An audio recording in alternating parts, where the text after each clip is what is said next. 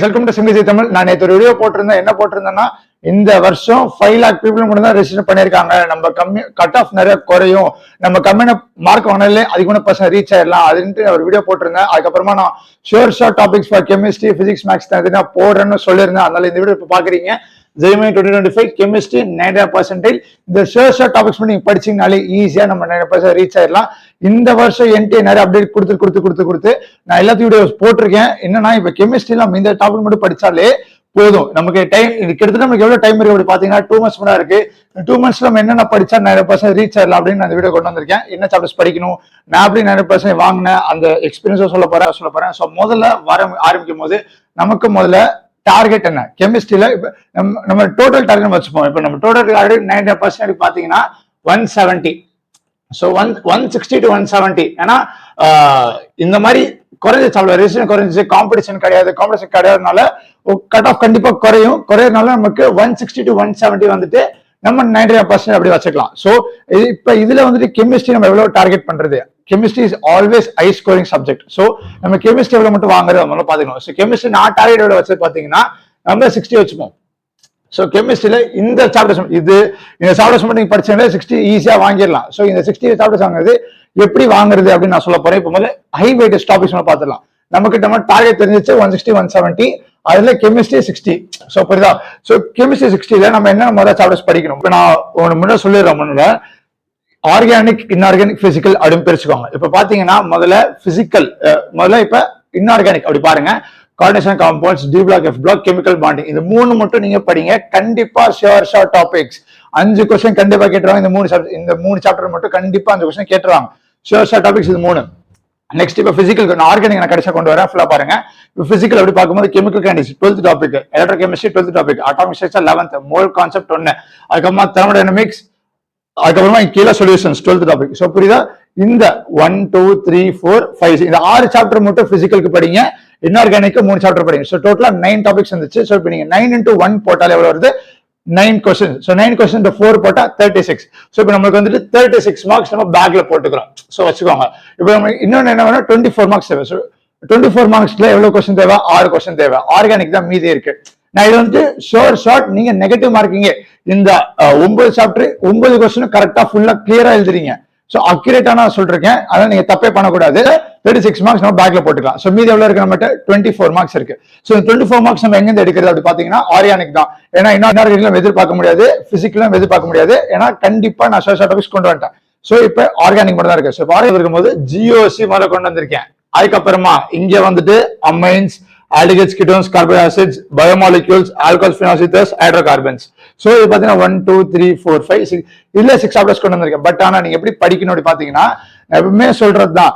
நான் என்ன பண்ணேன்னா முதல்ல என்செட் எடுப்பேன், என்செட் படிப்பேன், அதுக்கப்புறமா பேஜ் போவேன். சிம்பிளா எதுவுமே பண்ணல. எனக்கு நான் என்னோட எக்ஸ்பீரியன்ஸ் ஆஃப் ஜேர்னி எக்ஸ்பீரியன்ஸ் எல்லாமே போட்டிருக்கேன். அதை போய் செக் பண்ணிக்கோங்க. கிளியரா எக்ஸ்பிளைன் பண்ணிருப்பேன்.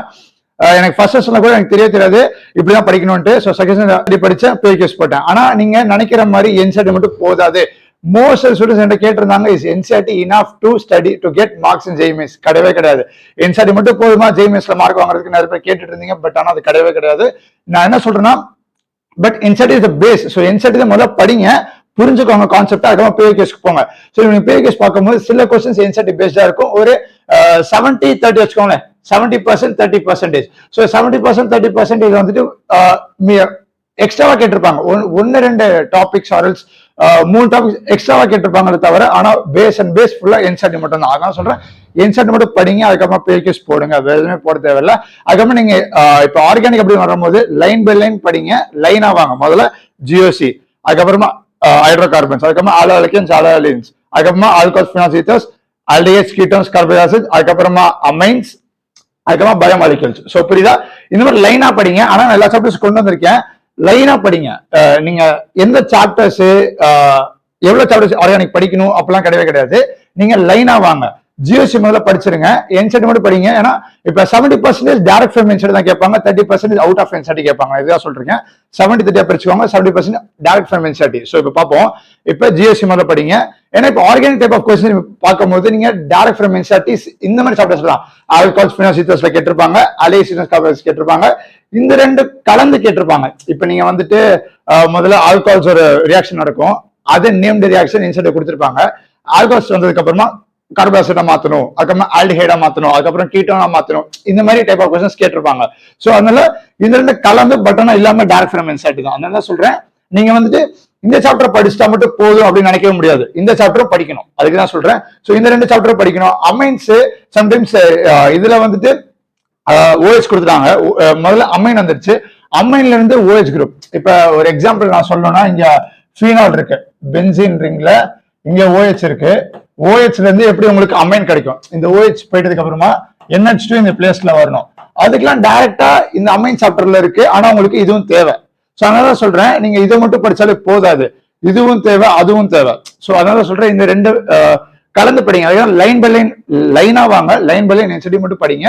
என்சிடி மட்டும் படிச்சுட்டு பேஸ் மட்டும் சால்வ் பண்ணுங்க. இது மட்டும் போதும், வேற எதுவும் தேவையில்லை. ஆர்கானிக் நிறைய பேர் கேட்டிருந்தீங்க, என்சிடி மட்டும் போதும், என்சிடி மட்டும் போதும்.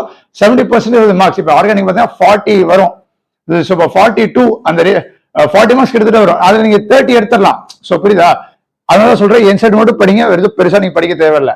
அதனால சொல்றேன், இப்ப நீங்க வந்துட்டு இந்த சாப்டர்ஸ் வச்சுக்கோங்க, எல்லாமே படிங்க, என்செட் படிங்க. இந்த 2 month ஸ்ட்ராட்டஜி இது மட்டும் தான். 2 மாசத்துல இந்த கிட்டத்தட்ட நீங்க எவ்வளவு சாப்டர்ஸ் பார்க்கும்போது 36 months 9 கொஸ்டின்ஸ் வந்துருச்சு. ஆர்கானிக்ல உங்களுக்கு டோட்டலாவே உங்களுக்கு 6 கொஸ்டின் தான் தேவை. 6 into 4 போட்டா 24. ஸோ 24 + 36 அப்படி நீங்க பார்க்கும்போது 60. So we got 60. ஸோ புரியுதா? ஆர்கானிக்கு 6 கொஸ்டின்ஸ், இன்ஆர்கானிக்ல 3 சாப்டர், இது 3. அதுக்கப்புறமா பிசிக்கல்ல வந்துட்டு உங்களுக்கு 6 சாப்டர். இது மட்டும் சொல்றேன், வேற எதுவுமே நான் சொல்ல வரல. அதனால 9 சாப்டர் பிளஸ் இங்க 6 சாப்டர் அப்படி வச்சுக்கோங்க. 15 சாப்டர்ஸ் தான்.